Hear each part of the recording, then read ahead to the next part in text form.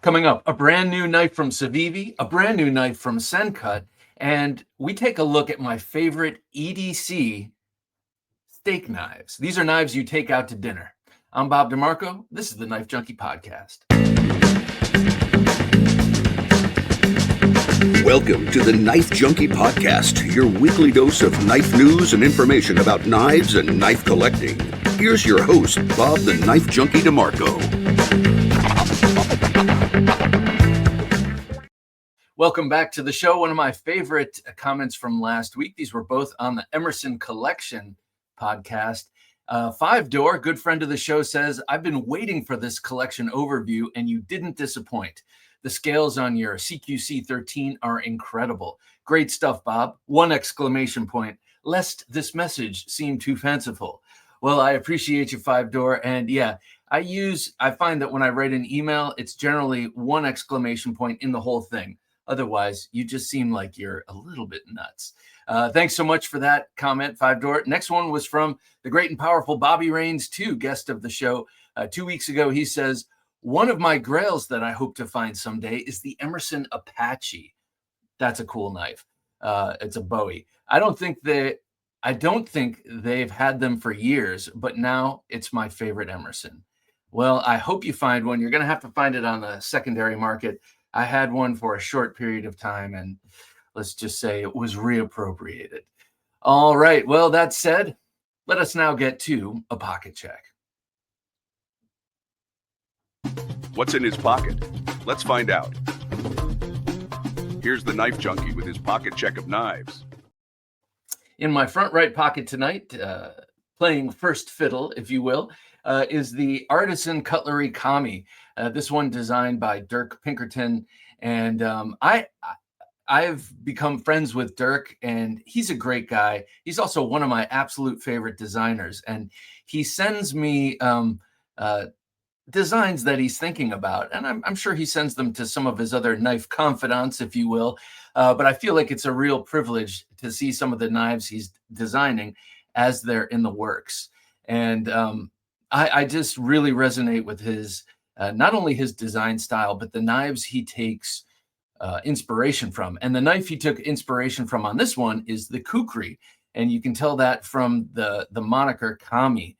A Kami, Kami, is a Nepalese kukri maker. So this design was inspired by the kukri. You can kind of tell from that downward facing blade and that deep recurve.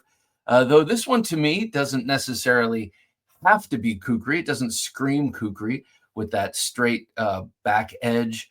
But that deep recurve and the center line point is a good indication that that's what was on his mind. Also a great handle shape, great ergonomics on this. And kind of funny that I mentioned that I'm carrying this and I'm doing the great EDC steak knives tonight because these two little blips in the micarta here, those two little stains, those are actually pork stains.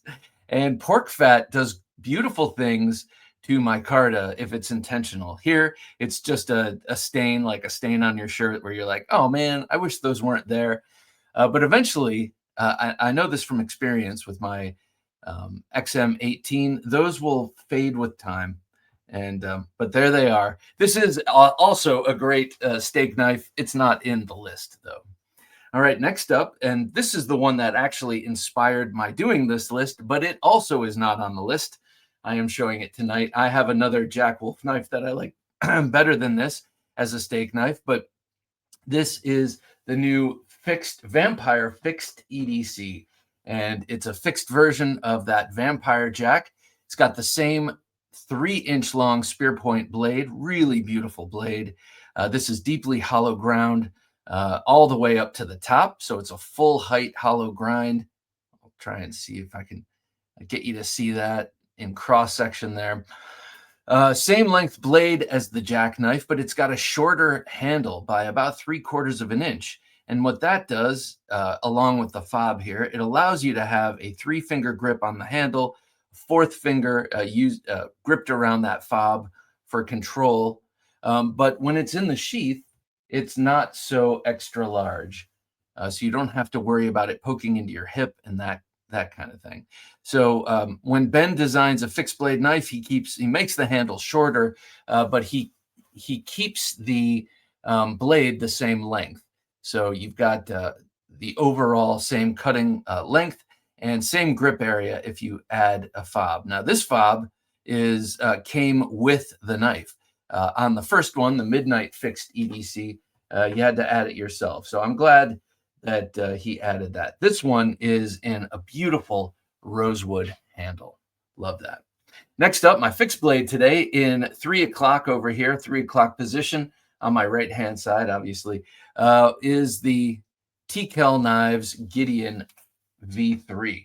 So the version 3 of this beautiful knife, the Gideon, somewhat like the Night Stalker, similar, well, same handle basically, except this one adds a spike on the ring. And then that blade is a really nice sort of upswept drop point with a 0 ground swedge in there. Very tactical design. This one was designed in collaboration with Frogman Tactical. And there you see the Frogman Tactical logo. This is the second of 3 knives in that collaboration series from Frogman Tactical that I have in my TKell Knives collection. This one very generously gifted to me by a Gentleman Junkie patron, Jammin Parker. Thank you so much, Jammin. I love this knife a lot. And by the way, if you like TKell knives, you can get one using our coupon code Bob DeMarco, all one word, all caps, and you save 10% on your purchase. I get a little kickback, and Tim and family et al. Get a sale. So this is one of those rare kind of affiliate links where everyone benefits. The seller, the guy who's telling you about it, myself, and then the buyer, because you get a 10% off discount. So check that out. Emotional support knife today. My ESK was this beauty, the Wallace Bowie by APOC Survival. I've been loving the knives that APOC just recently sent me. They sent me the DeMarco Bowie. They sent me this Mike Wallace designed Bowie, the Wallace Bowie, which has incredible ergonomics and a bigger blade than the DeMarco at 9.5 inches. This is about the size of a Cold Steel Trailmaster. And then they also sent me that Waning Moon Yatagan, a beautiful tactical sword. What can I say? It's a tactical short sword. I wouldn't even put it in the machete category, though you could use it as a machete. It's got a little bit thicker blade, so it's more like a one of the thicker condor machetes. You could use it for very tough and thicker vegetation, but I think it might be a weapon. I think it might be for tactical use on the battlefield. If you don't have enough weight on you, you could have a sword. So I love APOC Survival. I love their stuff. I'm going to have a gent from APOC on the show coming up here soon. I'm really looking forward to that. Something I like a lot about this Wallace, Mike Wallace, not the 60 Minutes journalist, but the knife designer. He's worked a lot with the DeMarcos and also with Cold Steel. He's the guy who designed the Colossus, a really cool knife I'd love to get. But I like the way he made the handle, and then that blade has a downward angle to it. So you've got a straight-edged Bowie, but you get sort of the benefits of a recurve with that downward angle on the blade. So beautiful knife by APOC Survival. Thank you so much for sending me this. I absolutely love it. This was riding in my bag. Of course, I was not carrying it on my belt, though, maybe once we get a little more enlightened here, I will be able to. I also had the Gideon V3 from TKell Knives, the beautiful and, by the way, great on stake VampireFIXedc EDC, and then the Kami from Artisan Cutlery and Dirk Pinkerton. Absolutely love all of these knives, obviously. So there are reviews on 2 of them, and then the Gideon and the Wallace Bowie. I got reviews of those in the offing. All right, let's get to Knife Life news. But before we do, be sure to like, comment, subscribe, hit the notification bell on this show. Subscribing costs you nothing. And actually, it says down there 38,000 subscribers, but we're up to 39 now, which is so awesome. And I'm looking forward to 40,000. I don't know why, but sounds like a good number. So help us there. It costs you nothing. And, watch the videos or don't watch the videos, but definitely subscribe. And if you think this is a decent show, share it with a friend. That also goes, it's also free and really does help the show when you share it.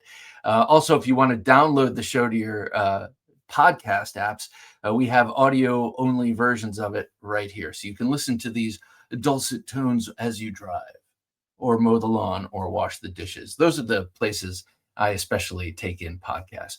All right, coming up, we've got Knife Life news. Want to sell your custom knives online? With LaunchCart, you can easily create your own e-commerce store. No coding required. LaunchCart is designed for knife makers like you, with built-in tools to showcase your craftsmanship, manage orders, and grow your brand. It's fast, flexible, and even includes low-cost payment processing to help you keep more of your profits. Start your online knife store today at TheKnifeJunkie.com/launch and turn your passion into a business. You're listening to the Knife Junkie podcast. And now here's the Knife Junkie with the Knife Life news. All right, first up, now this is an upgrade of a knife, a folding knife that I have carried in my little EDC pouch in my backpack for at least, 15 years at this point. A long time. This is the Ka-Bar Dozier Folding Hunter. Now, I have the little one. They also have a larger one. But this upgrade is pretty exciting. Now, Bob Dozier is a legend in the knife world. He is up there with Bob Loveless. He's up there with Bo Randall. These are names that you hear who are legends. And in the case of Bob Loveless and Dozier, early members of, if not founding members of the Blade Knife Makers Guild. I'm sorry. Anyway, so this knife, the Ka-Bar Dozier Folding Hunter, came out in 2003 or 2003, as I'm fond of saying, and it has long been held as the best folding knife under $20. And I got to say, I love mine. I have the orange handled one. It's little and it's in my, oh my God, everything else has been stripped away from me, but I have this little pack. So it's definitely a survival knife in my book. This thing is a 3-inch bladed hollow ground folder with the FRN handle, but now it's in S35VN. Pardon me. It has always been, the one I have is an AUS 8, and then they did a little D2 run of these. And by the way, D2 is nothing to sneeze at. It's a great steel. It's kind of overlooked at this point, but it is really, really robust, as we have seen on YouTube with nail cutting tests from Peterbilt Knife Guy and others. But D2 is a great blade steel. But S35VN is a very flexible blade steel. Not only is it flexible that it's a powder metallurgy super steel, but it's also flexible in its toughness. It was a tougher version of the S30V blade steel. Both of those were pioneered by Chris Reeve Knives. So still the same FRN handle with the texturing and the same lockback, reversible thumb stud. Reversible pocket clip with a thumb stud, and still very extremely light at 2.40 ounces. Very, very, very light. I don't know what's up with me. 2.40 ounces. You know what I'm saying. This thing is available now. If you like the Folding Hunter by Bob Dozier and Ka-Bar Knives, go check this out. It's available now.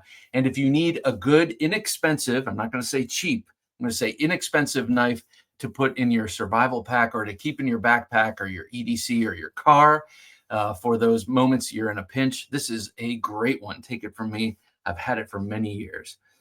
All right. Let's do better on this next one, Bob, shall we? All right. James Brand, their OG workhorse, has gotten an upgrade. This is the second release they ever made. This is the Folsom. They now have the Folsom Pro. And this has a larger blade at 3.2 inches as opposed to the old school 2.75 inches. And if you're looking at it on screen, it is a handsome knife, I got to say. I do like that triangular opening hole.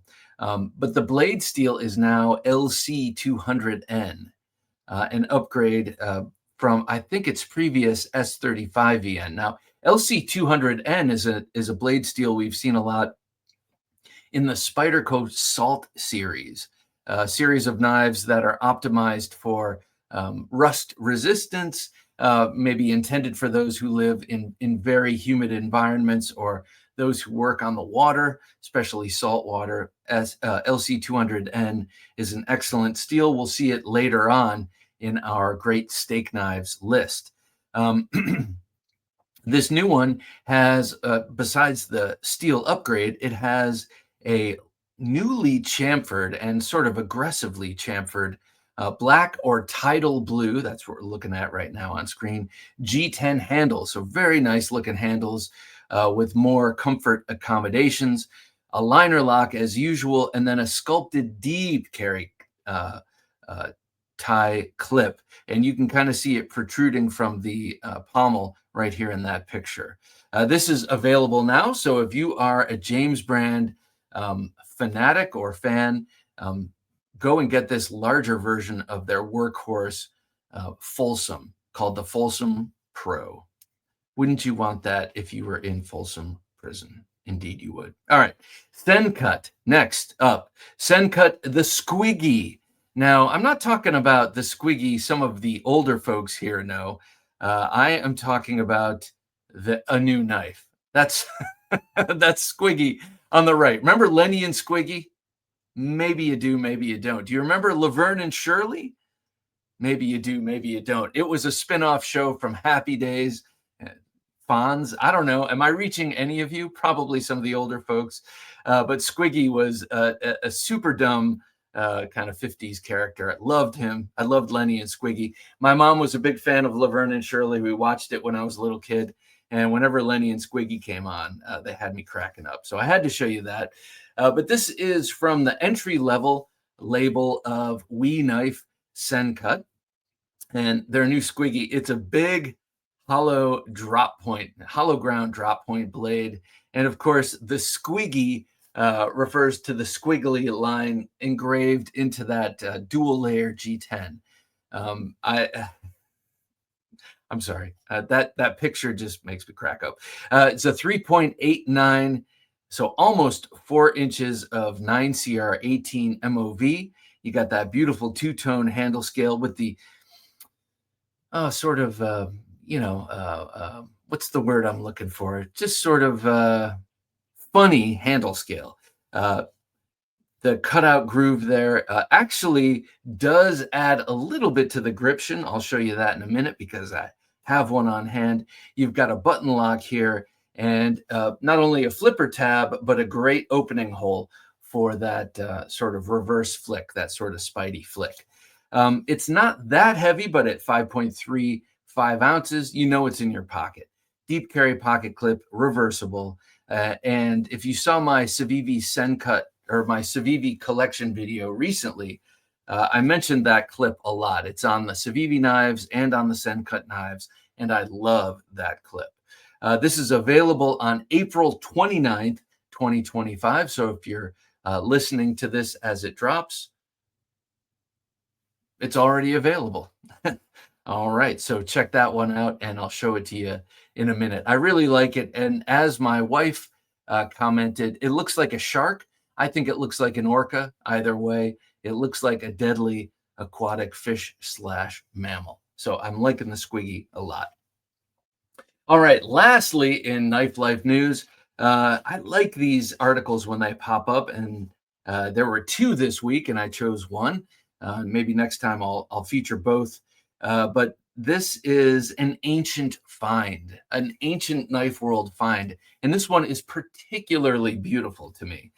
This would be worthy of a modern day recreation, if you ask me. But okay, I'm going to try and pronounce this correctly. I took German in high school.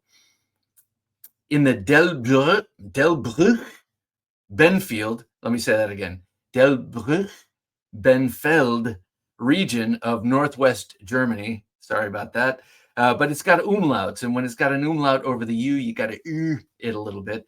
So in the Delbrüch Benfeld, Northwestern Germany region, a very significant archaeological excavation is happening of 3 agricultural settlements near an ancient Roman camp of Anreppen.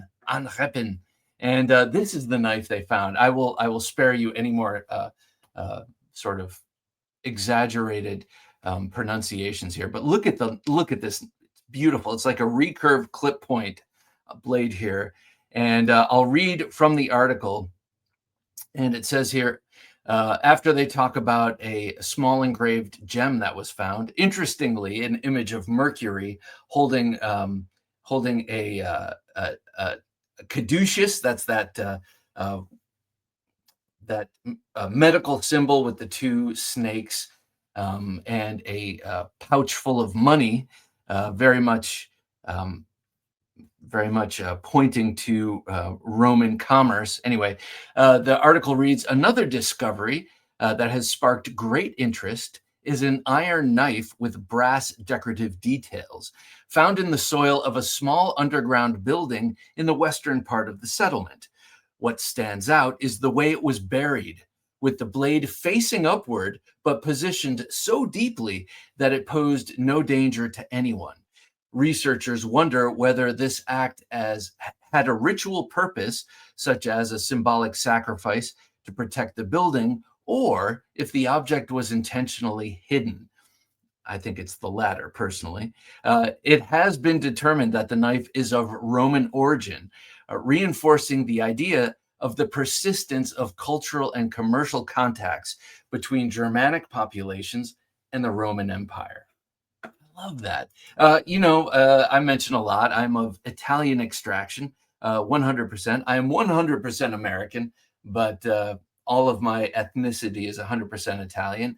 And to me, this kind of thing makes me a little bit proud. I don't know why. I had nothing to do with it, but I think it's really cool to think about all of the long-lasting and wide influence the Romans had on the world. I know they did a lot of horrible stuff, and people in the modern day like to look back on older cultures and kind of look down their nose and sniff at all of the bad things they did. But these cultures, all of our cultures, including the culture in the United States, they did some questionable and bad things, but they did a lot of great things too. I'm sorry, I am not one of those guys who thinks colonization is a horrible thing. At least there's no human sacrifice happening in places, and at least the rest of Europe has soap and running water, thanks to the Romans. All right, I'll stop that right there. Thanks for checking out Knife Life News. This is some of the most interesting stuff. Not only do I like new knives coming out, but I love it when these old ancient knives are discovered. All right, still to come, we're going to get to the state of the collection. I'm going to show you that Sencut Squiggy in person, and also a new Civivi. But before we get there, I want to urge you to check out the newsletter. It comes out virtually every week. Every once in a while, I have to miss it. But we talk about something new and show you some great new pictures. But also be sure to join us for Thursday Night Knives. Thursday Night Knives is really where we all let our hair down and talk about knives and various issues about knives with one another. It's a great place for you to come and leave your comments. And I swear on my end, it really seems like a conversation because the great and powerful Jim behind the scenes keeps feeding me comments, and I respond to those comments. And we really build up a conversation, a topic. We keep going for 2 hours until midnight Eastern Standard Time. And it is awesome. I love that show. So please join us for Thursday Night Knives. Join us on Patreon. Join us. It's a great little society we have here, a knife society. All right, coming up, the state of the collection. Adventure Delivered, your monthly subscription for hand-picked outdoor, survival, EDC, and other cool gear from our expert team of outdoor professionals. TheKnifeJunkie.com/battlebox.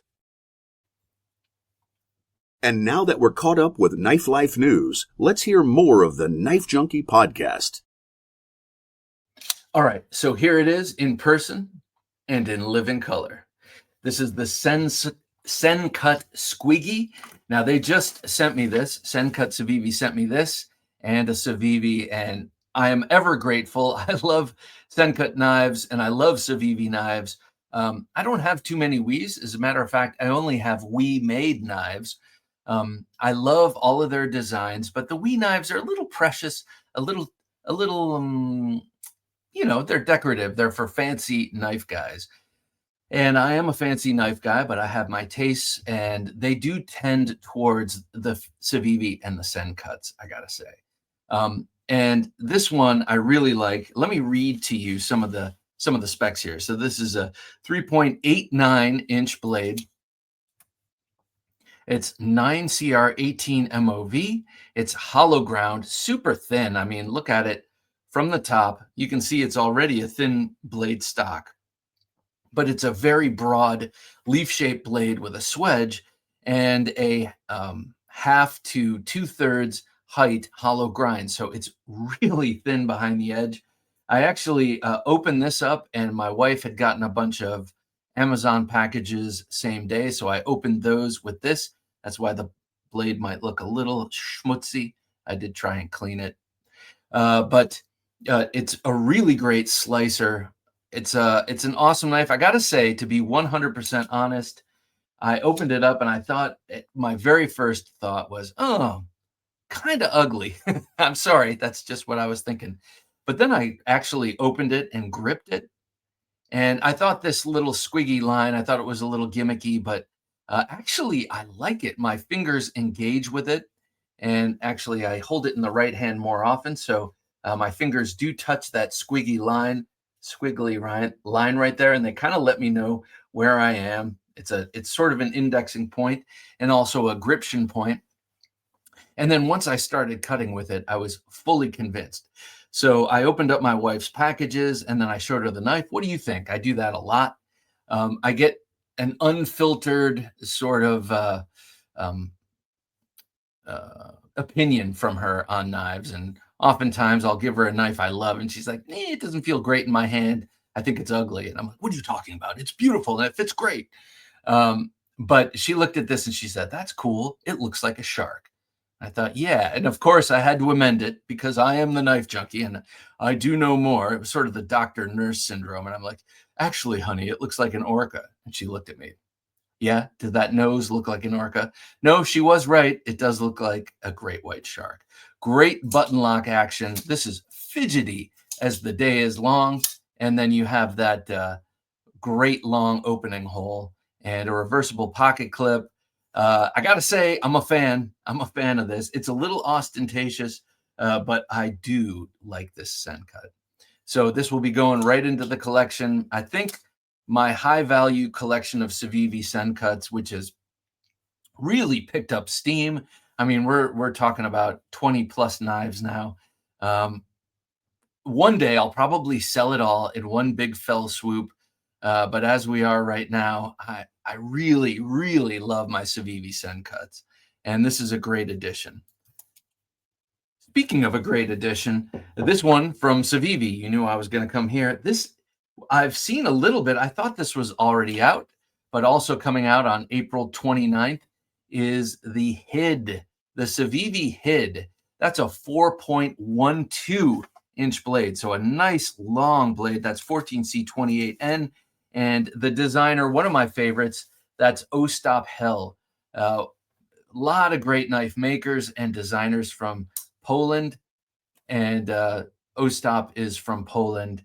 And just a little side note, I love the Polish language. And I think Polish people, incidentally, happen to be some of the most beautiful in the world. I lived in a neighborhood of Brooklyn that had a lot of Polish people in it, immigrants. and the women were all gorgeous. The young women were all gorgeous, and the young men were all built like brick. Well, I'll say it, brick shit houses. They were all very built, and the women were all beautiful. And I'm like, man, what's up with the Polish culture? I started watching movies, and the language is beautiful. It sounds like French and Russian to me. Anyway, that all put aside, this Civivi Hid is a gorgeous knife. I really like how the blade extends below the knuckles. It looks and acts a lot like a kitchen knife. It's like a small kitchen knife. So if you're a camper, a backpacker who prepares food on the trail, this has to be a great knife for you. I am not one of those guys. I aspire to be one of those people.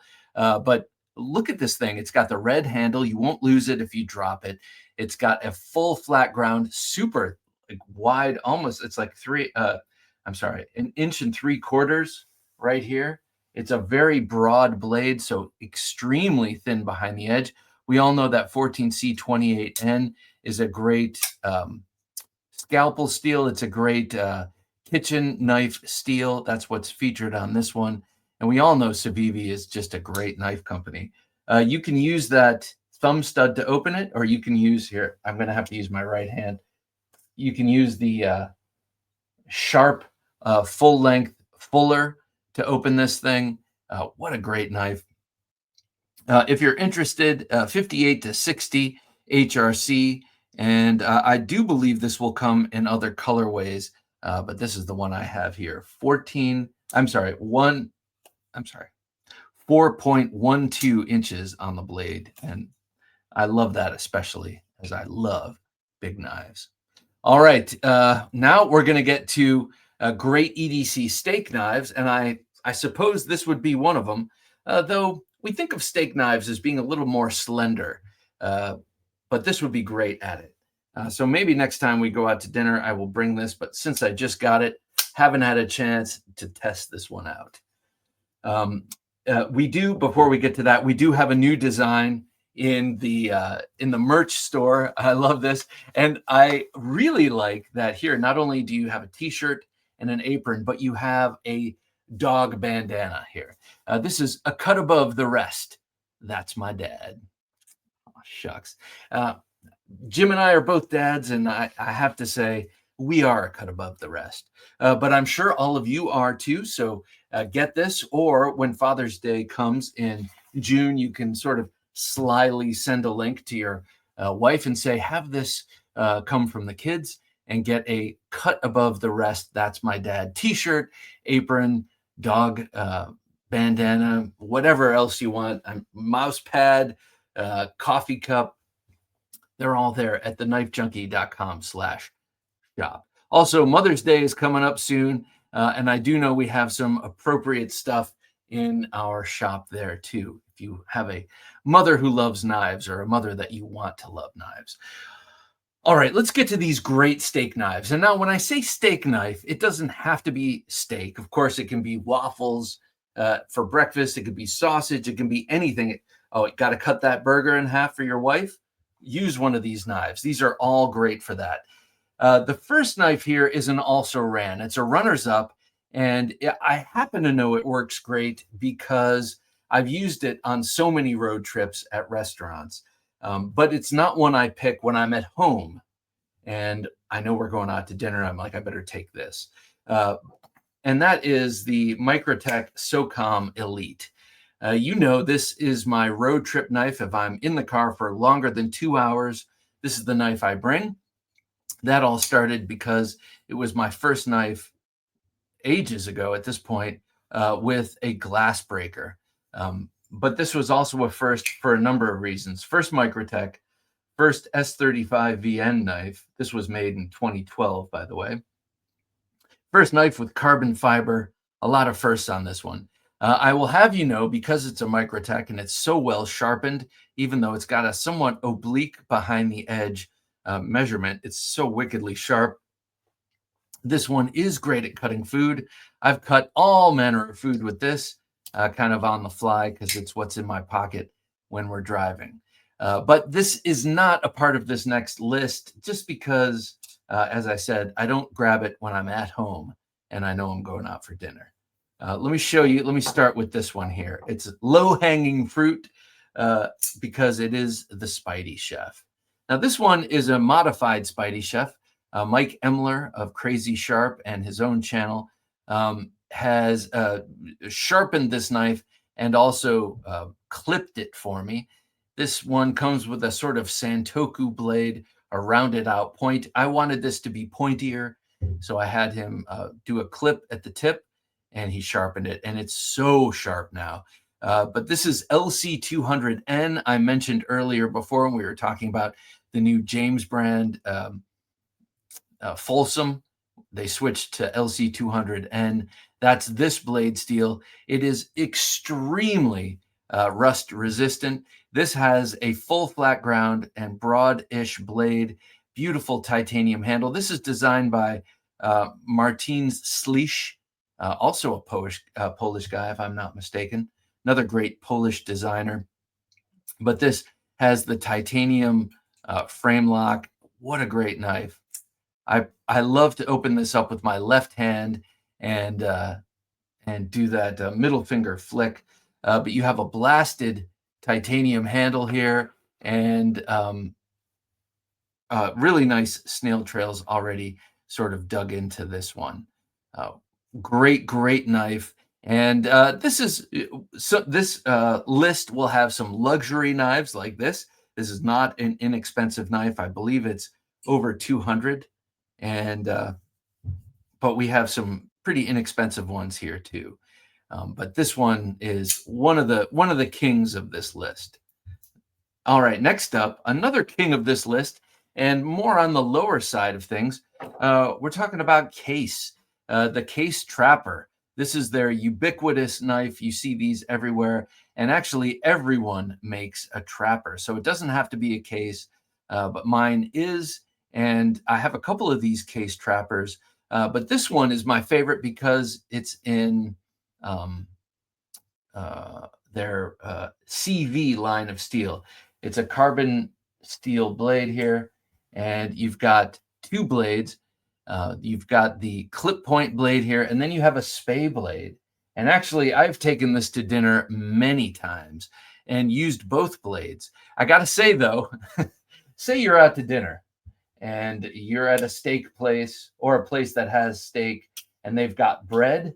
I actually highly recommend the spay blade because not only does it have a great belly and a long straight, it's great for cutting steak, but you've got those delicious rolls of that awesome bread on the table.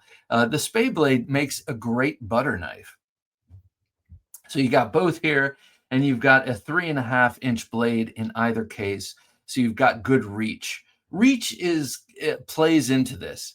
I did for a while have the Benchmade bug out on this list, but because I've used that many times as a steak knife, kind of ad hoc because I keep it in my winter coat pocket.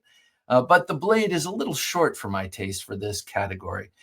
This one does have the reach, and it has two different styles of knife. So I find trappers are outstanding. And Case knives, I know a lot of you turn your nose up at Case, but if you get their chrome vanadium line, their carbon steel knives, they seem to pay special attention to. So the fit and finish is a little bit better. And that blade steel is just awesome, gets wickedly sharp, and works great for the purpose. So that is the Case Trapper. Next up is the Kershaw Iridium. This is one of my favorite knives from Kershaw in a long time. You've got a really nicely contoured aluminum handle, but also you have this beautiful spear point blade with a long swedge. Just a great knife. And then they do the ambidextrous bar lock. I'm going to have to say this, better than anyone, in my opinion. Better than Benchmade, better than Kaiser. My favorite ambidextrous bar lock is right here on this Iridium. Because every time I use it, it feels like the blade is loose. And then I check the blade, and lo and behold, it's not loose. It's just perfect action. It's got a perfect ambidextrous bar lock, and it passes the spine whack test, which is stupid. but I still do it and it passes. This one you can see is all scuffed up, and that is due to a huge amount of cardboard I cut up when I first got this. That said, I was surprised at how quickly the coating came off. So you might say, yeah, do you want to cut steak with that coating? You might be eating it. And I'd say, was mich nicht umbringt, macht mich stärker. What doesn't destroy me makes me stronger. So, hey, a little bit of that coating in your steak isn't going to disflavor it, and it won't kill you. It'll just make you stronger. I really like this one. I have this one on me all the time because this rides in the pen pocket. The pen pocket of my EDC backpack. That's the Kershaw Iridium, and not for nothing, they've got a beautiful looking automatic in the launch line that is an Iridium. I don't remember the number. It might be like the 14 or 15, but check that out. If automatic knives are your thing and you like the look of that knife, check it out. Next up is an absolute beauty from from Boker. This is the Boker Texas Toothpick. This is the Urban Texas Toothpick. So it's loosely in that Urban Trapper line, though it's not designed by the guy who designed the Urban Trapper. This is really borrowing heavily from the slip joint world with the Texas Toothpick, but it is a flipper style knife. Look at that long, gorgeous Turkish style or California style clip point blade there. Beautifully rendered and then downward angled. So you get real nice shearing power with this blade. Very thin and very, very sharp. A cool knife too, kind of in that CEO style of knife. Thin, light, long, slender. This will do you. This is a 3.5-inch blade. Beautiful Coca-Cola wood handles.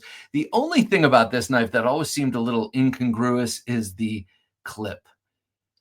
It's an interesting titanium sculpted clip. It fits with the shape of the whole thing, but it looks like a banana. And I don't know why, but it just sort of doesn't fit. It works great. It's a high value addition, but looks wise, it never quite did it for me, but doesn't matter. This is not about looks. It's about cutting steak, and this zips through steak and pork chops. We go to a place around here, and so does Jim. We both have our favorite restaurants, or where we live about a half hour, 45 minutes away from one another, but we both have local restaurants that have killer pork chops. And I've cut many a pork chop with this beauty. This is the Boker Urban Texas Toothpick. It was a gift from Boker when Chaz Fisher worked for them. He sent me this, and I love this knife. Liner lock. All right, next up is another Spyderco. This is the only doubling up on brands that you'll see in this list, though I was looking, almost every one of my Spydercos would do great in this. Because Spyderco makes so many full flat ground, super sharp, thin blades. But this one I've used a lot, and actually more at home than out. But this would be good for out because of the cheerful colors it comes in. This is the Endura by Spyderco. Full flat ground, 3.7 inch blade, VG10, which is a great stainless steel, great for the kitchen. I have a Vosteed Morgan chef's knife, which is in VG10, a great blade steel for the purpose. These have worked so well. Now, the reason I like these for going out, sometimes you get waiters looking askance or other diners looking askance. I love it. Look askance all you want. I love it when people notice that I have a different blade for two reasons. First is, maybe you'll go back and tell the executive chef you need to upgrade your knives. I don't want to cut this beautiful steak that I'm paying a lot of money for with a wet wood-handled or plastic-handled, dull serrated knife that rattles, that has play. So I am going to use my own. But they see these, and they're not threatened because look at that cheerful color. Maybe you have purple, maybe you have green, or one of the other beautiful colors, the the Endura comes in. This one I've used most recently for opening a package, so it's got a little tape at the tip. But ordinarily, I would have cleaned this before going out and using it. But this one gives you the reach. It gives you the awesome blade geometry, and it gives you, I don't know, I'll say it, the pleasure factor of cutting through a nice steak or pork chop or chicken or whatever. Waffle, cutting your wife's hamburger in half, whatever. You'll do it with this, and it'll breeze right through. Now, this is a factor here. The way it gives you length, it gives you a place to put the finger. It's just a great knife. And this is it's also a good painting knife, by the way. The Endura from Spyderco. Okay, next up is the least expensive one. I'm going to show you, I've had some midline expense knives so far. We're going to go way expensive. But before we do, we're going to go way inexpensive. And this is one of the best in the whole lot. I gave my mom and my dad one of these. They travel an awful lot, and they go to places very far-flung. It's just what they like to do. And so I've gotten them both OpenL number 9s. The OpenL knives come in many different sizes. I'm sorry, this is a number 8. And the number 8 is sort of the right down the middle, 3.3-inch blade, full flat grind, clip point blade. These are perfect picnic knives, travel knives. They're very unthreatening, and just, you know, of course, you want to put it in your check-on baggage. It'll still get stolen by the TSA guy, even though it's unthreatening. So yeah, definitely put it in your packed luggage. But these are perfect for that purpose. They fold. They're very inexpensive, and they lock. They have this ring lock here. So you just rotate that lock, and that is not going to fold on you. This one is stainless. You can see that because it says Enox there. I have a bunch of OpenLs, and most of them I've altered the blade shapes. Kind of stupid because I never use those. I end up using these. I made them into all sorts of different blade shapes, but I just prefer the right off the shelf OpenL here. A French peasant knife is what it's known as. Very comfortable handle. The handles, this is a, what is it, beechwood. They also come in an olive wood handle. Those are a little more expensive.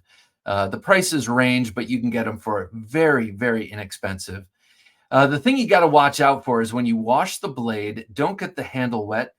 Sometimes that wood handle will swell, and it will swell within that steel ring, and then it will be harder to close them. But this used to be my work food knife, and I ended up bringing it home for a Knife Junkie podcast somewhere along the line, and it never returned. I have so many other knives at work, I use those.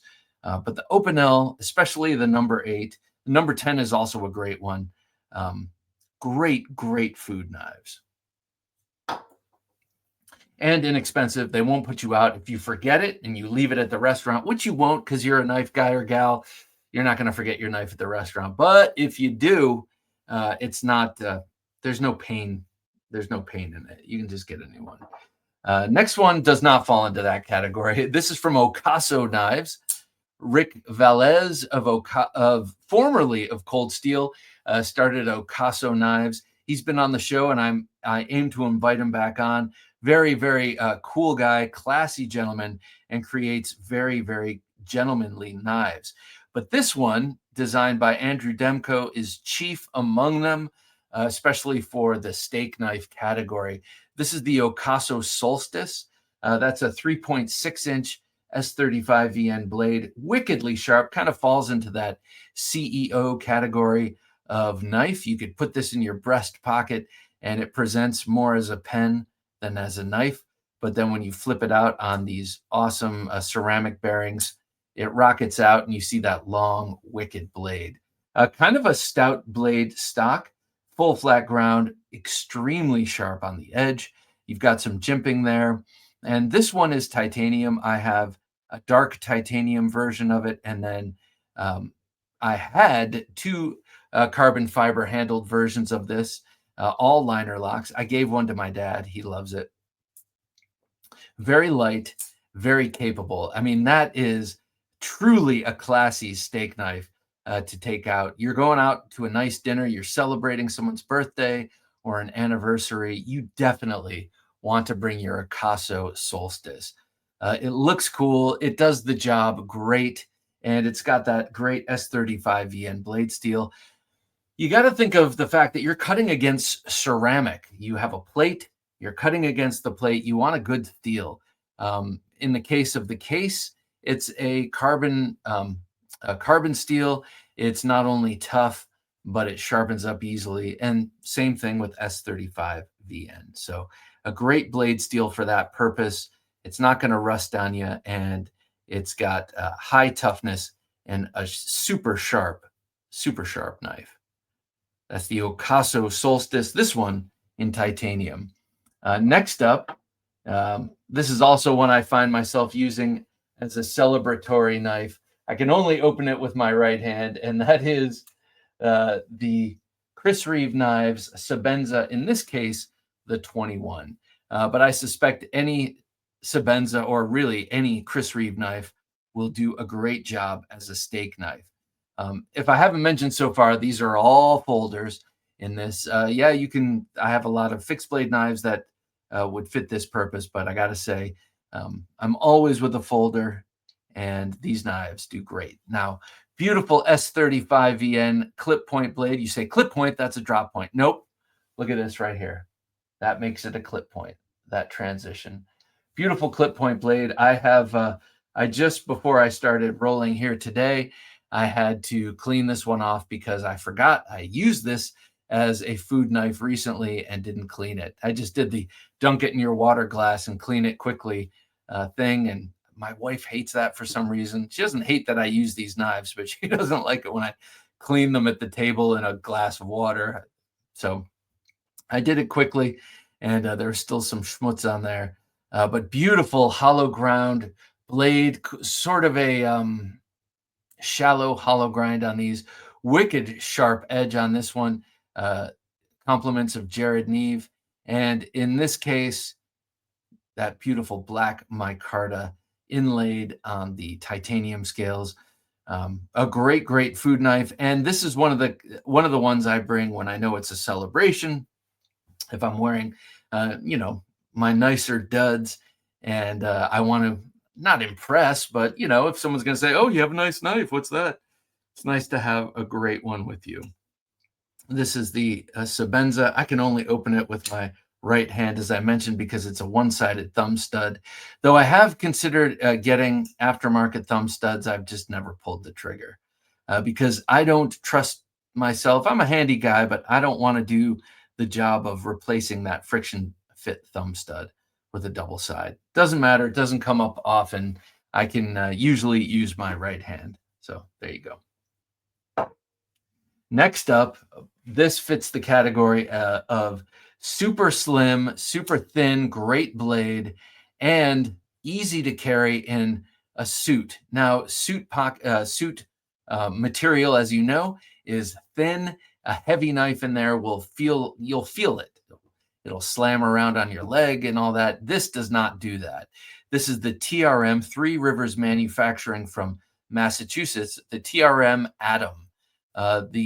One of their larger blades. It's a really thin blade stock and a nearly full height flat grind. So a great shearing knife, perfect for cutting your steak. And a great thing about this knife, and a unique selling proposition about this knife, is how easily you can swap out handle scales. So they make a whole bunch of different handle scales. This one has that wing pattern. You can see sort of a feathered wing pattern milled in there. It's kind of hard to see actually with that burlap micarta. I do have this in the G10, and you can see the blade feather pattern, or that feather pattern much easier. But a nice liner lock, very thin every way around, nice, light, thin, and just beautiful. Cuts like nothing. This one has a DLC coating on it, and the DLC coating is really nice on this because in certain lights you can't tell if it's a silver blade or a black blade, silver color blade or a black blade. It just works beautifully. Nice thin, nice and light, dressier knife in my book. And if it's your thing, you can find titanium scales for this and go full tie dress. Okay, next up, I mentioned right up front the Jackwolf Knives Vampire Fixed EDC. Well, this is the Jackwolf Knives. Let me see if I can open it up. Primo. So this is the folding locking version of the Big Bro Jack, the Primo meaning cousin in Spanish. This one is great for this purpose. Full height, hollow ground, S90V, so super rust resistant and edge retentive blade steel on this folding version. So would make a great dress up knife in any case, but you're dressing up and you're going out to eat, this is a great option. Now it comes in this beautiful double black linen micarta handle scale, handle cover here with the bronzed hardware everywhere. But also, if you look at the blade, if I keep the top flat on the horizon, you'll see that edge dips down, and that gives you, again, sort of a recurve effect without having the recurve to sharpen. It's a straight edge, and it shears through material like you wouldn't believe. This thing cuts steak and meat and other organic medium just so nicely. And by the way, asparagus, with all of its fibers, this laughs at asparagus. Plus, everyone will wonder what that cool knife is if they don't already know. You can finger flick it. I can't with my left hand, but you can finger flick it with the fuller. You can use the front flipper here, or if you don't want to attract attention, you can do the old double hand open. So a beautiful, beautiful knife. I would say that all of the Jackwolf knives kind of fit this category. They really do. Maybe the Wharncliffes and the sheep's foots you don't want to use because that tip, you don't want to dull the tip if you're cutting for ages and ages. But it is S90 or M390 blade steel, so you're not going to really run into that too much. Second to last, I'll open this right here, is any one of my Great Eastern cutleries, but most recently I used this. I think I mentioned it on Thursday Night Knives recently. This was the pork chop Vanquisher. This is the number 97, a 3 and 3.6 inch blade, really big for a slip joint.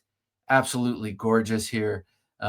You've got my favorite handle scales or handle covers of any Great Eastern cutlery. They're autumn jig bone. I have a bunch in this autumn jig bone. I just think it's absolutely beautiful. This is also known as the Allegheny Jack. I've gone camping in the Alleghenies. It's beautiful. Lots of beauty in that park there. But again, if you put the spine of the blade and the spine of the handle on the horizon of the picture, you see how deeply that straight edge descends before it terminates in the belly and the point. The point is low. It's like at finger level. So this is just great for pull cutting. And that's what you're doing a lot when you're cutting a steak or food like that. And you can see a slight recurve. That's so that as you continue to use this knife through time and sharpen probably more of that belly area, you're not going to get a trailing edge.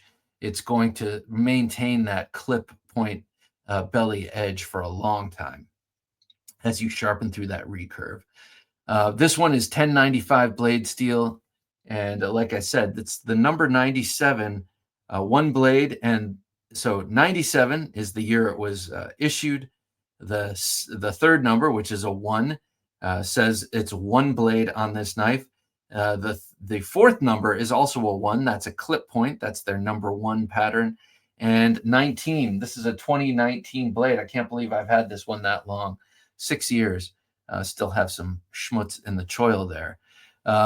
The one problem I have with this very Barlow style knife, look at that long bolster, is how kind of soft the spring is on this.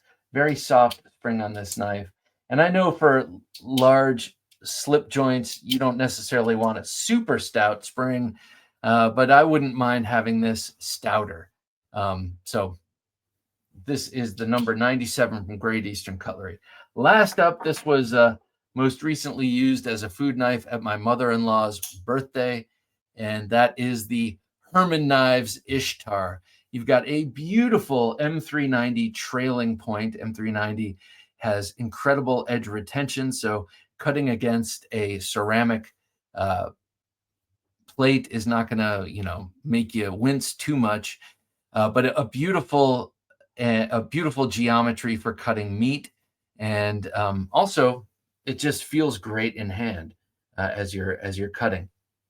This, of course, was a dressy occasion, and I was very excited to bring this one out because I love my mother-in-law, and I wanted to show up with a great looking knife. You've got a nearly 4-inch blade on this, so lots of reach and a very ergonomic handle. The anodized green handle here has what I call a gravel road texture, so you have a lot of gription here. Easy to hold on to. Say your fingers get greasy because you're really getting in there. Well, you're going to be able to hold on to this knife as you cut your steak. All right, this is my list of my favorite, not chef's knives, great EDC steak knives. Let me know what you like to carry. I know that a lot of you listening will not settle for the damp-handled, dull, serrated, loose bladed steak knife they hand you when you're laying down your hard-earned lucre to buy a steak. I cannot believe how much steaks cost these days at a restaurant. So I want to cut it with a high-quality knife. I know you do too.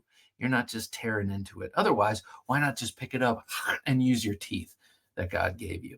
All right, let me know what those are. Drop them in the comments below. I can't wait to read those comments next week and let everyone know what your favorite EDC steak knife is.